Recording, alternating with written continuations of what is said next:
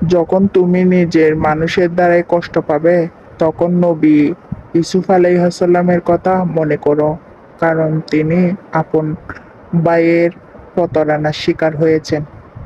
যখন তুমি কোনো সমস্যা থেকে পরিত্রাণের কোনো পথ খুঁজে পাবে না, তখন নবী ইউনুস আলাইহিসসালামের কথা মনে করো।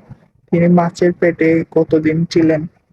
যখন তোমার নামে কেউ মিথ্যা অপবাদ দিবে, তখন মা আয়েশা রাদিয়াল্লাহু তাআলা আনহার কথা মনে করো। তার নামে পুরো শহর জুড়ে মিথ্যা অপবাদ রটানো হয়েছিল। যখন তুমি কোনো রোগ ব্যাধিতে পতিত হবে, তখন নবী আইয়ুব আলাইহিস সালামের কথা মনে করো। তিনি কতটা কষ্ট সহ্য করেছিলেন। তাই আমি বলবো, সবাই ধৈর্য ধারণ করুন আর আল্লাহর উপর বিশ্বাস রাখুন।